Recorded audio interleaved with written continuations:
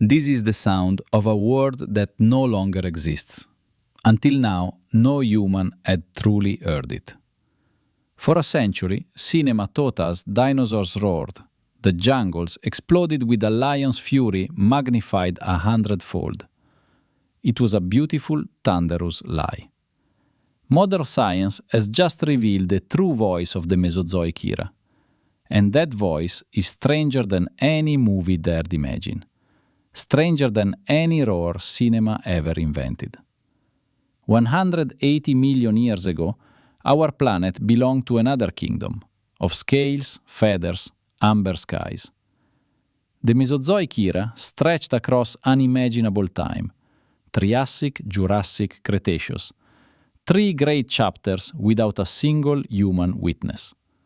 No ear ever heard its dawn. No microphone ever captured its dusk. That lost epoch vanished into silence. The soundscape died the moment the last non-avian dinosaur fell silent, 66 million years ago on Earth. Yet sound leaves no fossil. Bone endures. Teeth endure. But the delicate tissue of a throat decays quickly. The elastic vocal fold, the soft resonating chamber, all of it vanishes within days of an animal's death. For generations, paleontologists accepted that dinosaur voices were forever lost, a permanent silence woven into our imagination. Subscribe to continue the journey into a world that no longer exists. The next chapter awaits you now. Then something changed. A new discipline emerged from biology: acoustics and computational modeling. They call it acoustic paleontology, and it has begun to speak at last for the dead. Modern science reveals Hollywood taught us wrong. The famous roar of the Jurassic Park predator was truly a mixture of tiger, alligator, and baby elephant, stitched together in a recording studio. It was cinema, not zoology. The real Mesozoic sounded nothing like it. Then one skull revealed a hidden instrument buried deep inside its bones, a fragile fossil from frozen Antarctica. Its name?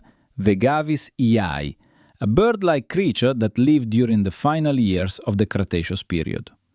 Inside its preserved chest, scientists discovered something never seen in a fossil that ancient: a delicate syrinx. The syrinx is the vocal organ of modern birds. Reason a nightingale sings, a parrot mimics human speech. A small chamber of cartilage and muscle at the base of the windpipe, turning fragile breath into music. Its discovery was a revelation. Some feathered creatures of the late Mesozoic could vocalize with bird-like complexity. But the deeper implication was even more haunting than anyone had first dared to seriously imagine or predict. If Vegavis was the first known syrinx, almost every other non-avian dinosaur most likely lacked one entirely. No syrinx, no true birdsong, and critically, no cinematic roar echoing across the ancient Mesozoic plains either. The roaring throat of a mammal, the syrinx of a bird, both machinery absent from most dinosaur lineages. What filled those skies? What voice belonged to giants that ruled for 160 million years? The answer emerged from an hypothesis called closed-mouth vocalization, sound produced without ever opening the animal's jaws. Many living reptiles and birds inflate the soft tissue of neck and throat, resonating deep tones through the body. Think of the mournful coo of a dove. Think of the seismic boom of an ostrich at dusk. Think of the subterranean rumble of a crocodile before dawn. These are not roars, something far older, something more ancient, something felt as much as heard. If not roars, what truly filled prehistoric skies? To reconstruct Mesozoic sound, scientists turn to a technique known as the extant phylogenetic bracket, elegant logic. Dinosaurs are extinct, but their closest living relatives are not. Both sides of the family tree still survive. On one side stand the crocodilians, alligators, caimans, and gharials. On the other, every finch, eagle, ostrich. If two behaviors appear in both branches of the bracket, chances are the shared ancestor did it too. In vocalization, both crocodilians and birds rely heavily on closed-mouth, low-frequency sounds, an ancient shared sonic inheritance. An American alligator, submerged in a swamp, produces an infrasound rumble that makes the water dance above its back. The pattern is called a water dance, one of the most beautiful phenomena in modern biology today. The animal never opens its mouth. It simply vibrates its enormous body, and the pond itself begins trembling. An ostrich, motionless on the African savanna, releases a boom that carries for kilometers across open plains. It sounds less like an animal, more like distant artillery, the living echoes of a much older world. Dinosaurs likely use the same acoustic strategies, and the physics of body size only strengthens the case for it. In every animal that vocalizes, resonance depends on volume. A larger chamber produces a lower tone. A trombone is deeper than a trumpet. A whale is deeper than a dolphin. Physics is unforgiving. A 50-ton sauropod produced sounds so low, so cavernous, that much of it vibrated beneath human hearing entirely. Prey animals would have felled the hunter before they heard him, ground vibrations arriving first through the soil. Tremors traveled through the roots of ferns and the trunks of giant cycads, carrying warning across the forest floor. A herd of hadrosaurs might pause at the river, sensing not a sound, but a tremor in the earth. The Mesozoic did not shout. It rumbled and hummed and whispered, on frequencies our own species cannot perceive. But one dinosaur carried its own trumpet, sculpted from bone itself, a living instrument of ancient sound. Its name is Parasaurolophus, one of the strangest creatures ever preserved in stone from the Cretaceous period. A duck-billed hadrosaur from 75 million years ago, wearing an elongated hollow crest curved back like a horn. For decades, paleontologists debated its purpose. A snorkel, a weapon, a cooling organ. None of these theories held. Then computed tomography revealed the truth. Hidden inside the crest lay a labyrinth of curving air passages. Connected directly to the nostrils and the throat, it was not a decoration. It was an instrument. Scientists at Sandia National Laboratories, working with paleontologists, digitally reconstructed the internal geometry of the Parasaurolophus crest. They modeled the airflow, calculated the resonance, then used aerospace acoustic engineering to synthesize the ancient tone itself. What emerged from the speakers stunned everyone in the room. It was not a roar, not a shriek. It was a deep, mournful foghorn tone, sustained, resonant, unmistakably alive, belonging to the ocean rather than land.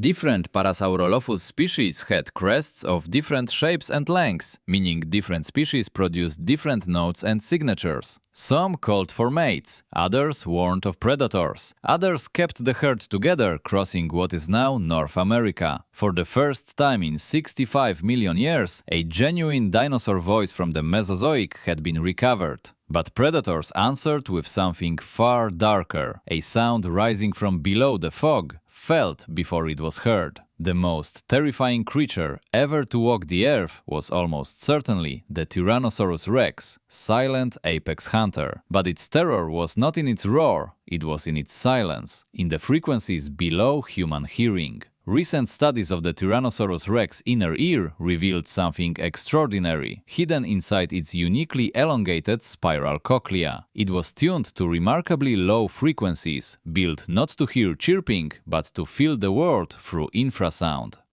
Scientists now believe Tyrannosaurus rex communicated through closed-mouth rumbles that traveled across the enormous resonating cavity of its massive chest. Imagine the sound of a bull crocodile, but scaled to the mass of a delivery truck, rumbling forward. Imagine a vibration so deep that leaves would shiver on branches before any conscious ear could detect it. Imagine the ground itself becoming a warning system, the voice of the greatest land predator our planet knew. Some of these frequencies fell below the threshold of human hearing, into the mysterious silent realm of infrasound. Prey species would not have consciously heard the approach. They would have felt it, a subtle unease, a tremor in the belly, a primal signal that something enormous was near, but could not yet be seen. In dense forests of the late Cretaceous, thick with fog and cycad shadow, this was the ideal ambush weapon. The hunter did not need to roar. The hunter needed only to breathe, and the ancient forest listened. Yet the sea below hid louder monsters, calling endlessly across dark water. The Mesozoic oceans were never empty. They were ruled by ancient beings that had returned to the water and mastered its every hidden depth. Mosasaurs, sleek reptilian giants, cruised the warm shallows of what is now Kansas, apex predators of drowned plains. Plesiosaurs with long serpentine necks patrolled deeper channels. Ichthyosaurs, resembling dolphins, hunted open pelagic zones far offshore. Beneath the surface, sound behaves differently than in air. Water carries acoustic waves 4 times faster and much farther. The ocean is nature's amplifier, every whisper, every hunt, every heartbeat magnified across a vast liquid stage.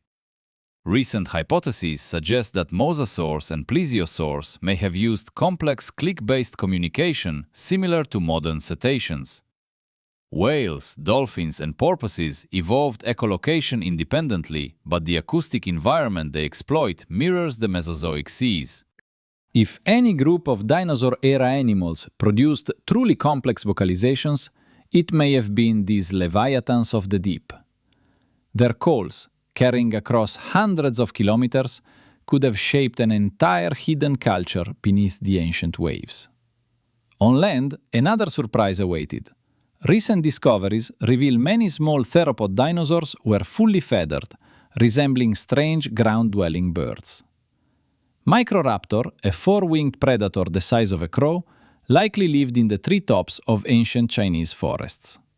And here, in the dawn light of the early Cretaceous, we can imagine something remarkable slowly emerging.